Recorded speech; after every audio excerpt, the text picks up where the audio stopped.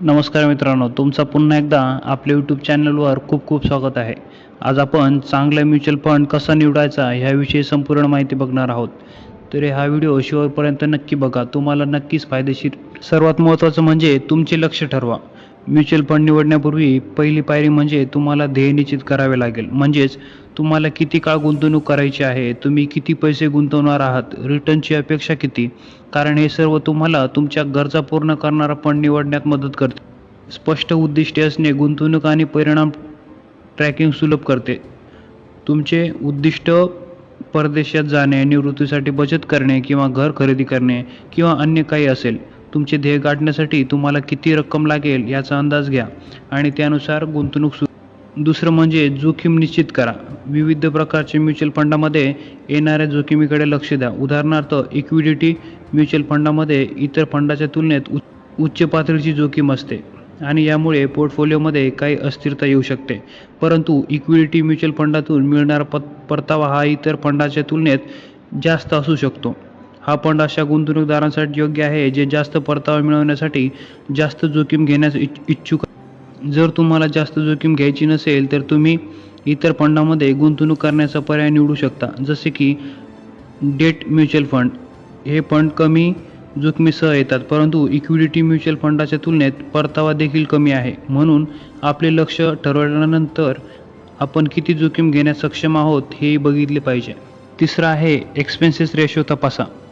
म्हणजेच गुंतवणूक करण्यापूर्वी गुंतवणुकीशी संबंधित विविध प्रकारचे शुल्क समजून घेणे आवश्यक आहे. गुंतवणुकीचे योग्य व्यवस्थापन करण्यासाठी कंपनीकडून आकारलेले जाणारे कमिशन किंवा शुल्क म्हणजे एक्सपेन्स रेशो असे असतो. गुंतवणूकदाराने कमी एक्सपेन्स रेशो असलेले म्युच्युअल फंड शोधणे महत्त्वाचे असते, कारण कालांतराने त्याचा तुमच्या गुंतवणुकीवर लक्षणीय परिणाम होईल. सामान्यतः असे म्हटले जाते की AUM जास्त असेल तर एक्सपेन्स रेशो कमी असेल. बहुतेक फंडाचे एक्सपेन्स रेशो 1 ते 2% असतात, तर त्यातील काहींचे 1% पेक्षा कमी असतात. एक्सपेन्स रेशो तपासणे महत्त्वाचे आहे, कारण किरकोळ फरक देखील तुमच्या गुंतवणुकीच्या वाढीवर लक्षणीय परिणाम करू शकतो. त्याचबरोबर महत्त्वाचा भाग म्हणजे म्युच्युअल फंडाचा परफॉर्मन्स. तुम्ही ज्या म्युच्युअल फंडात गुंतवणूक करणार आहात त्या फंडाने भूतकाळात कसा रिटर्न दिला आहे याचे मूल्यांकन करा.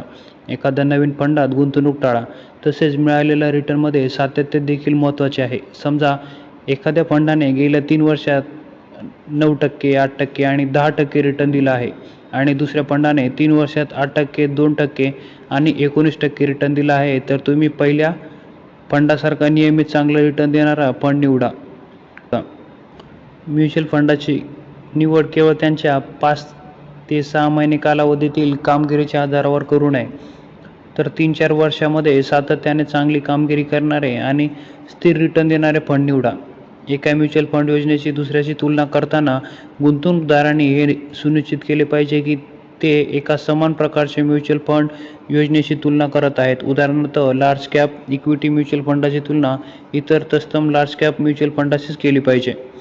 आणखी एक महत्त्वाची गोष्ट म्हणजे तुम्ही लक्षात ठेवली पाहिजे की ती म्हणजे कोणत्याही म्युच्युअल फंडाची भूतकाळातील कामगिरी ही त्याच्या भविष्यातील कामगिरीची हमी नसते, पण भूतकाळातील कामगिरीवरून तुम्हाला भविष्यात कोणत्या प्रकारचा रिटर्न मिळेल याची कल्पना कदाचित येऊ शकते. तर ही होती माहिती चांगला म्युच्युअल फंड कसा निवडायचा. तुम्हाला हा व्हिडिओ कसा वाटला आम्हाला कमेंटद्वारे नक्की कळवा. चॅनलला सबस्क्राईब करून पुढे तुमच्या मित्रांना, घरातील लोकांना शेअर करा. धन्यवाद.